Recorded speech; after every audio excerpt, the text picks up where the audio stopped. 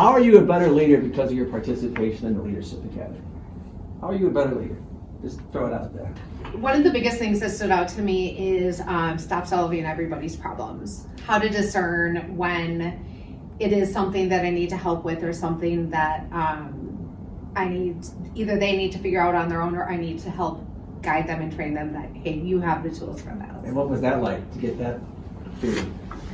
It was really big, yeah. I mean, it's still a work in progress, but now I have the awareness of those moments, and honestly, it's really developed leaders from my team. It's made them better. So, wow. Yeah, it's been great.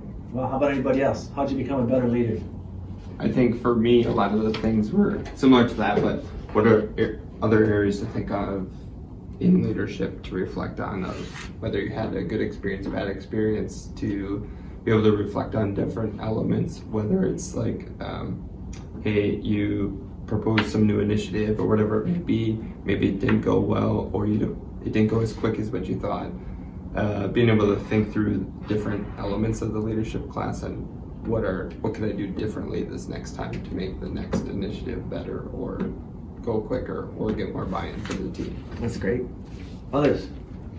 Mine was taking the time to absorb the challenge and seeing if I needed to act now or later. It's kind of building off of yours where I don't need to create such a bigger problem from this small problem. It was taking the time to really thinking about, how do we move forward with this challenge? And that was the situational analysis, right? Or Yeah. is this really a problem? Or is this a Right. concern or an issue? Exactly, and the Sarah curve. I don't know if you guys are very familiar with the Sarah curve. Yeah. I use it probably daily. Yes. Like, do I need to react on this? And most of the time it's no.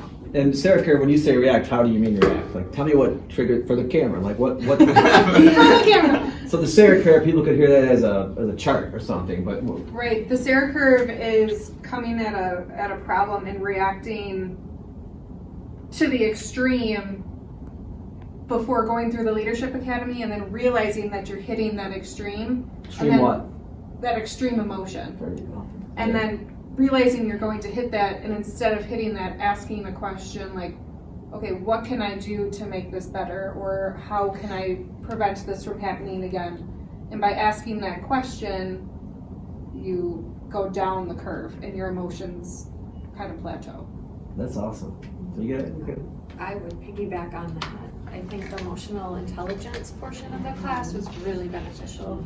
Managing my own emotions, but then also team members. So being aware of their emotions, using the curve, being more strategic with when I approach them, how I approach them, Wow. being more aware of their emotions. That's great. Yeah, I mean, this is just an interesting question. I mean, I'm not in a leadership position per se with the title, but knowing that kind of we're all leaders in our own way. And I think the Leadership Academy made me come to the realization of where I was sitting in a position before in the company that I was at. And the Leadership Academy made me come to the conclusion a lot quicker than I think I normally would, that I'm probably not in the best environment. And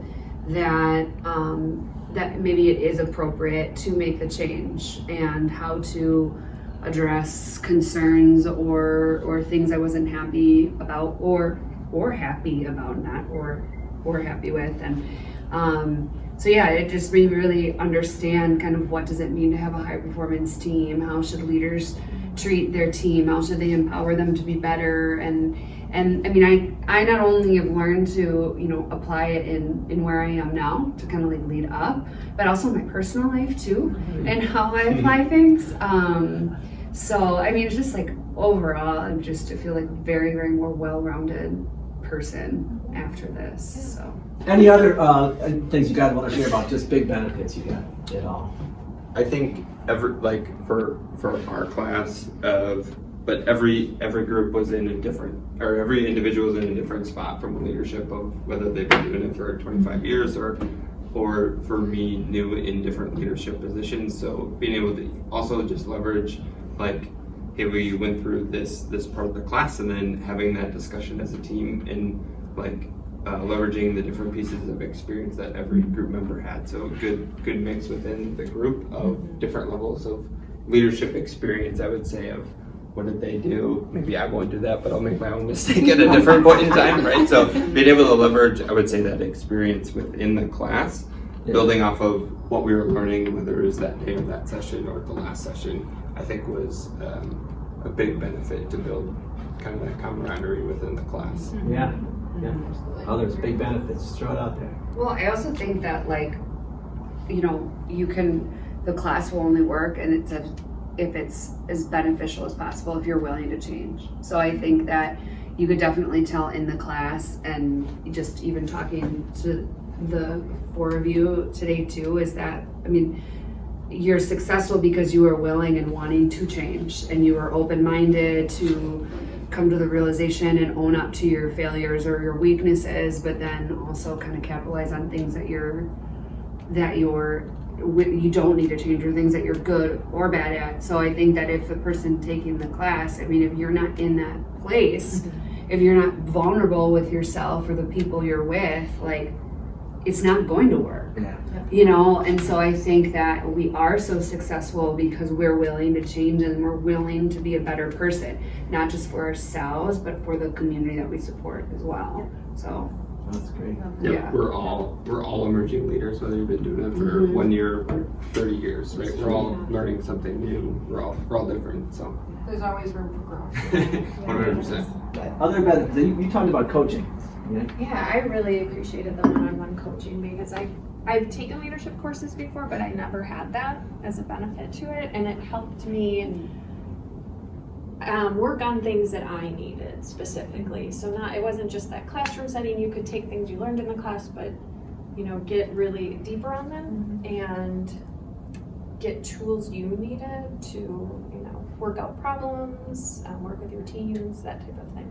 Can you give an example? Well, it's things that we didn't even know that we needed. Like, I mean, until it's brought to the the forefront of our minds and like out there, it's like, wow. I mean, I didn't even know that was an area that I needed growth or attention to. Yeah. Is there an example of that, Erica, you can think of? Like, what area you're like, aha, like, oh, shoot, I didn't know that. I've got a specific one I could. Please Yeah. go ahead. So Go ahead. I won't tell on anyone else. So the Clifton strengths, right? You identify your strengths, but with that, there's an area you need to be aware of. And so harmony is one of my strengths. But with that comes, I hate conflict. I hate it. It makes me uncomfortable. And after the class, I put a Post-it note on my computer. Not all conflict is bad. So it made me aware of that. And now in team meetings, when that passion comes out, it puts me in a better place to deal with that and realize sometimes that's necessary to get to your leadership team to that next level. And it's okay if we disagree, we're going to work through it. So that was helpful to me.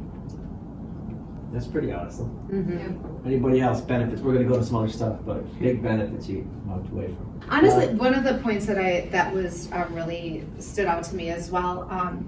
I think you talked about the Sarah curve with yourself, but really giving little nuggets instead of the surprise for my team. Like, we've gone, especially since our training, like, we have gone through some serious big transitions, and as I've been, like, my team is very important to me and how they handle things, and I work with a team of feelers, a bunch of therapists. So it's not like cuddling them, but it's really guiding them in a respectful manner of, this is what's coming.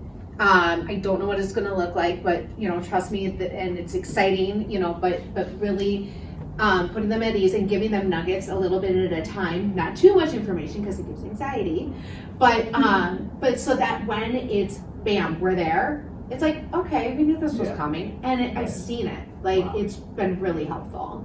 Wow, that's awesome. So, yeah. That's great.